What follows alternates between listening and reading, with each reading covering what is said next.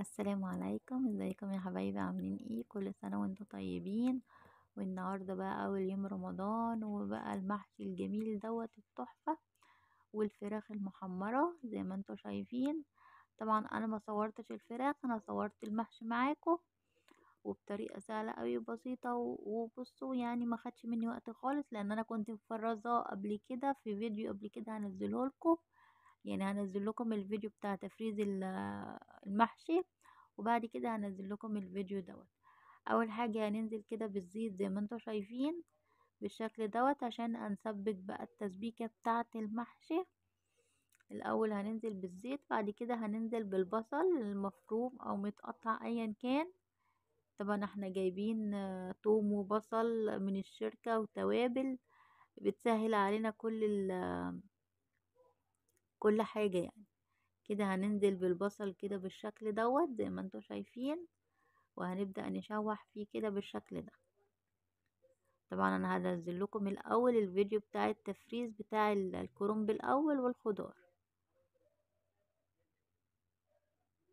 كده هننزل بقى بصلصة الطماطم، انا عصرت طماطم زي ما انتم شايفين بالشكل دوت.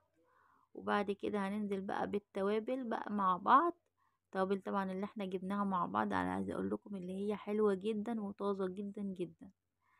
كده انا بسبك كده، هنزل بقى بفصين من الثوم المفروم، برضو بيدي طعم حلو قوي للتسبيكة زي ما انتوا شايفين كده بالشكل دوت. كده هنسبكها بالشكل دوت، وهنحط بقى التوابل.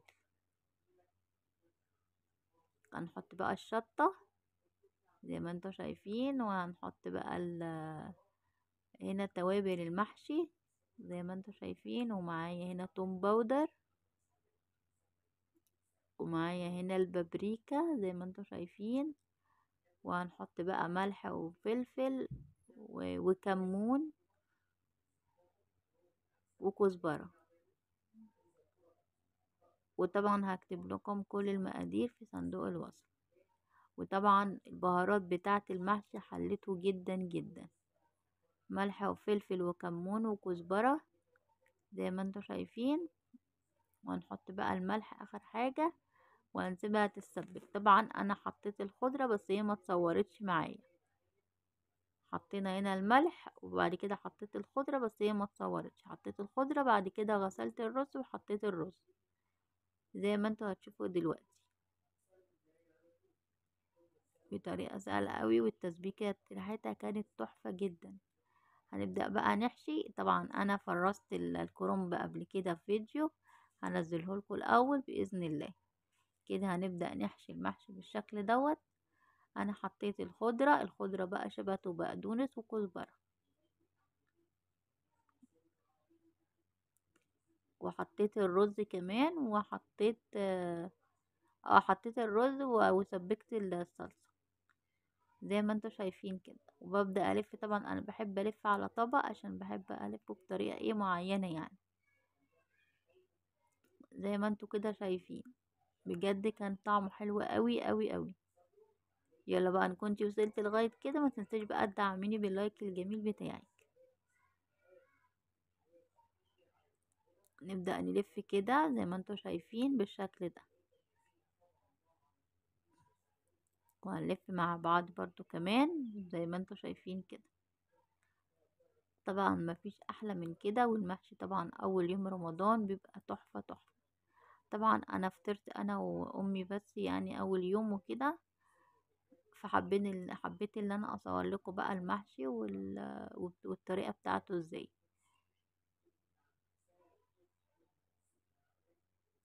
كده انا بلف معاكم برضو كده. طبعا انا سرعت شوية في الفيديو عشان ما يطولش عليكم، لان هو كان طويل قوي زي ما انتوا كده شايفين بالشكل ده.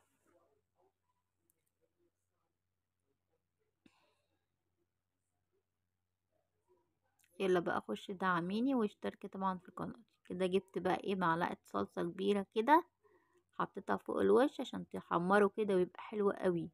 وكان عندي قرنين فلفل كده زي ما انتوا شايفين، حشيتهم مع بعض، حشيتهم وحطيتهم مع المحشي الكرنب.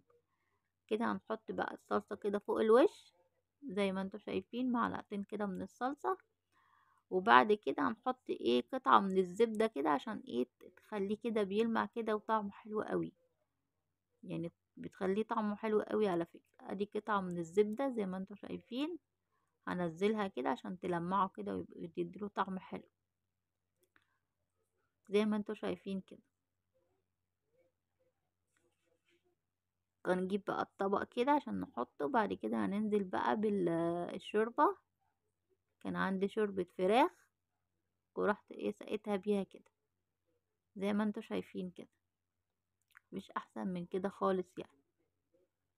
هنسيبها بقى تستوي، وهنحط بقى الجزء التاني من الشوربة لغاية لما يملى شوية كده. بصوا يا دوبك اتملى معايا شوية صغيرة بس كده.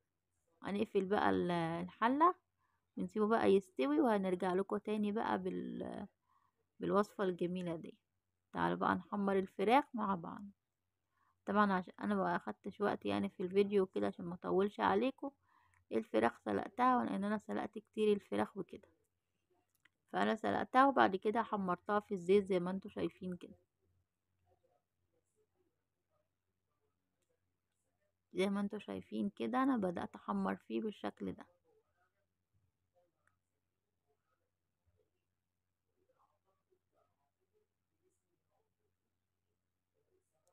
يلا بقى خشوا دعموني باللايك واشتركوا طبعا في قناتي ويا ريت تقولوا لي رأيكم في الكومنت، الوصفات اللي انا بعملها بتعجبكم ولا لا.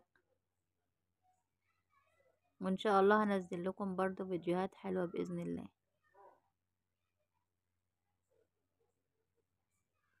انا بحب الفراخ متحمرة في الزيت على فكرة اكتر من اللي هي بتبقى في الفرن، بيبقى ليها طعم كده مميز كده وحلو. تعالوا بقى نشوف بقى ايه المحشي الجميل بتاعنا. زي ما انتوا شايفين كده، كده خلاص الاكل بتاعنا خلص واستوى. وبصوا المحشي عامل ازاي، طبعا المحشي تحفة تحفة. بصوا ولا رز خرج منه بره ولا اي حاجة خالص، زي ما انتوا شايفين كده. كان طعمه بجد حلو قوي، بالتوابل اللي انا جبتها للمحشي كانت حلوة قوي قوي قوي. اتمنى بقى ان كنتوا تشجعوني وتكتبوا لي رايكم في الكومنت ايه الوصفات اللي بتعجبكم، وقولوا لي اعملها لكم باذن الله. اتمنى بقى تشتركوا في القناه وتفعلوا الجرس عشان يجيلكوا كل جديد. يلا باي باي. باي.